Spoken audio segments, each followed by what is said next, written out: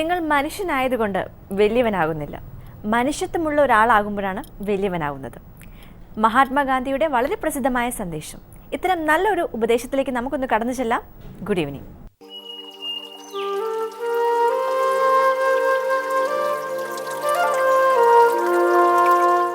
Good evening.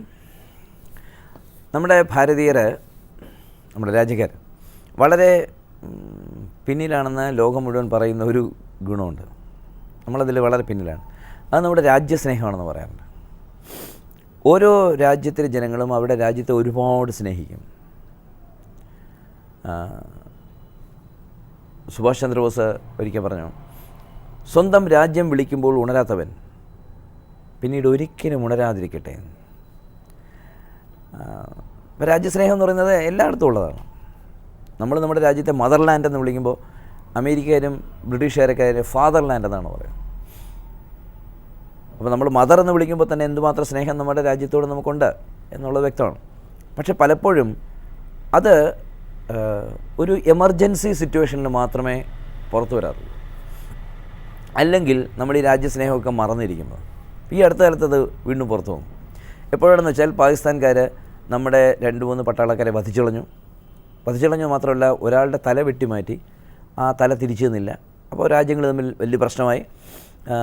കമ്മീഷണറെ, അവിടുത്തെ ഹൈക്കമ്മീഷണറെ വിളിച്ച് നമ്മുടെ രാജ്യം താക്കീത് ചെയ്തു. അതുപോലെ പാകിസ്ഥാനുമായിട്ടുള്ള ഒരുപാട് ട്രേഡ് കോൺട്രാക്റ്റും അതുപോലെ തന്നെ വിസയിലേക്കുള്ള ഇതൊക്കെ കട്ട് ചെയ്തു. അപ്പോൾ ഏതാണ്ട് ഒരു യുദ്ധത്തിൻ്റെ അന്തരീക്ഷത്തിലേക്ക് ഈ രാജ്യങ്ങൾ രണ്ടും പോയി. ആ സമയത്ത് നമുക്ക് ഒരുപാട് രാജ്യസ്നേഹത്തിൻ്റെ അലകൾ നമുക്ക് കാണാമായിരുന്നു. അതെന്തുകൊണ്ടാണ് സംഭവിക്കുന്നത്? ഒരു യുദ്ധം വരുമ്പോൾ മാത്രമാണോ നമ്മൾ രാജ്യമാവുന്നത്? ഒരു യുദ്ധം വരുമ്പോൾ ഇവിടെ ഒരു പ്രശ്നമില്ല. രാഷ്ട്രീയ കക്ഷികൾ തമ്മിൽ പ്രശ്നമില്ല, മതങ്ങൾ തമ്മിൽ പ്രശ്നമില്ല, ഒരു പ്രശ്നമില്ല. എല്ലാവരും മലയാളി തമിഴ് എന്നുള്ള വിചാരമില്ല. ഒരു യുദ്ധം പൊട്ടിപ്പുറപ്പെട്ടാൽ ഭാരതീയരൊക്കെ ഒന്നാണ്. അത് തീർച്ചയാണ്. അതെപ്പോഴും കണ്ടിട്ടുള്ളതാണ്. എത്രയോ യുദ്ധങ്ങളിൽ നമ്മൾ കണ്ടിട്ടുണ്ട്. പക്ഷെ അത് കഴിഞ്ഞാൽ ഒരു ഗ്യാസ് പോയ സോഡ പോലെ അതങ്ങ് താന്താൻ പോകും. ഇത് നമ്മുടെ രാജ്യമാണ് എന്ന ചിന്തയില്ലാതെ പോയിട്ട് വളരെ സങ്കുചിതമായ ചിന്തകളിലേക്ക് പോകും. ജാതി ചിന്തകൾ, രാഷ്ട്രീയ പാർട്ടികളുടെ ചിന്തകൾ, തമിഴൻ, മലയാളി, തെലുങ്ക് എന്നൊക്കെ പറഞ്ഞ ചിന്തകൾ, ഇങ്ങനെ പോകും. ഇതെന്തുകൊണ്ട് ഇങ്ങനെ സംഭവിക്കുന്നത്? ഒരു കാരണം, നമ്മുടെ രാജ്യം സംരക്ഷിക്കുന്ന പട്ടാളക്കാർ എന്തുമാത്രം ത്യാഗങ്ങൾ സഹിച്ചിട്ടാണ് നമ്മുടെ രാജ്യത്തെ സംരക്ഷിക്കുന്നത് എന്ന ബോധം നമുക്കില്ലാത്തതുകൊണ്ടാണ്. 10,000-ഓളം ഇന്ത്യൻ പട്ടാളക്കാരുടെ കാലുകൾ വെട്ടിമുറിച്ച് മാറ്റേണ്ടി വന്നു.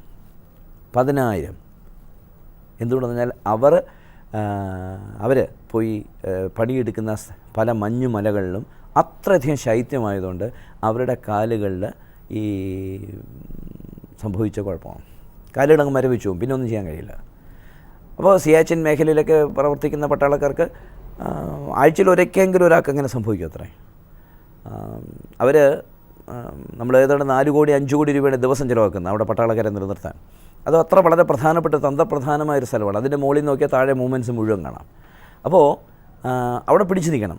ശരിക്കും കായികാധ്വാനം കൊണ്ട് മാത്രം അവിടെ പിടിച്ചു നിൽക്കാൻ പറ്റും. അപ്പോൾ അവർ രാത്രിയൊക്കെ പട്ടാളക്കാർ കിടക്കുന്നത് തമ്മിൽ കയറുകൊണ്ട് കെട്ടിയാണ് കിടക്കുന്നത്, കാരണം ചൂട് കിട്ടാൻ വേണ്ടി. ഇങ്ങനെ മണ്ണെണ്ണ ഇങ്ങനെ കത്തിക്കൊണ്ടേയിരിക്കും 24 മണിക്കൂറും. അതിൻ്റെ ചൂടിലാണ് ഇവർ നിൽക്കുന്നത്. അപ്പോൾ അത്ര കഷ്ടപ്പെടുകയാണ്. അപ്പോൾ അവരുടെ കൈയും കാലുമൊക്കെ തളർന്നു പോവുകയൊക്കെ ചെയ്യുമ്പോൾ കൈയും കാലുമൊക്കെ ആംപ്യൂട്ട് ചെയ്യേണ്ടി വരും. അപ്പം അങ്ങനെ സംഭവിച്ച 10,000 പട്ടാളക്കാരുണ്ടെന്നാണ് പറയുന്നത്. ഇതൊന്നും നമ്മളറിയുന്നില്ല. അതുപോലെ മരുഭൂമികളിൽ, ഒട്ടകങ്ങളിൽ, ഈ കൊടും ചൂടിൽ ഒരിക്കൽ നമ്മുടെ നടൻ ക്യാപ്റ്റൻ രാജു, അദ്ദേഹം ഒരിക്കൽ എന്നോട് ഒരു സംഭാഷണം പറഞ്ഞു. അദ്ദേഹം അങ്ങനെ ഈ മരുഭൂമിയിൽ കാവൽ നിൽക്കുന്ന സമയത്ത്, അദ്ദേഹം ക്യാപ്റ്റനായിരുന്നല്ലോ, ഒരു ദിവസം രാവിലെ തൊട്ട് വൈകുന്നേരം വരെ കഴിയുന്നതിന് വേണ്ടി 1 മഗ് വെള്ളമാണ് കിട്ടിയിരുന്നത്.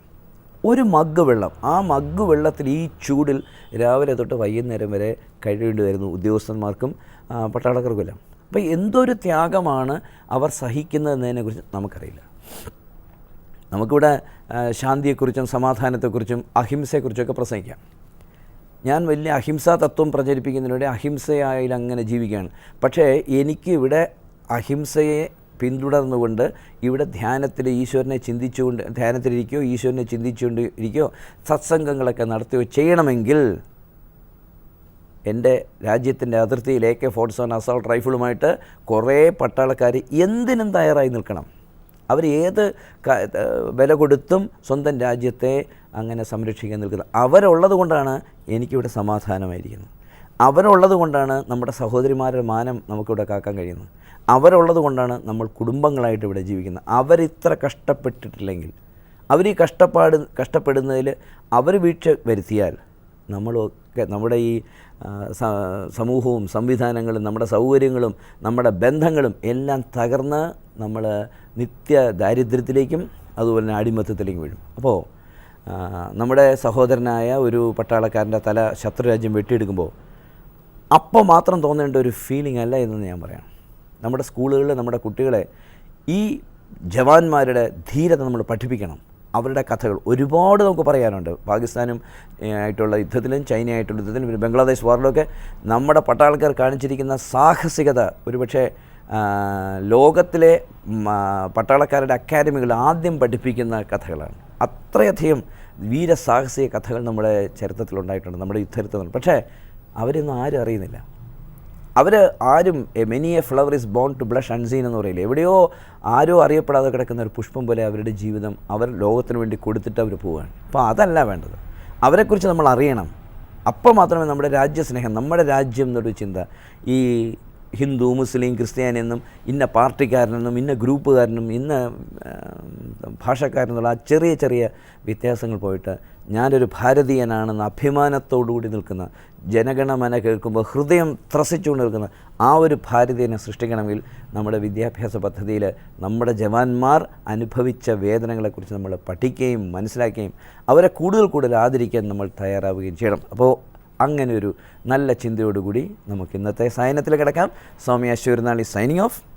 Good evening.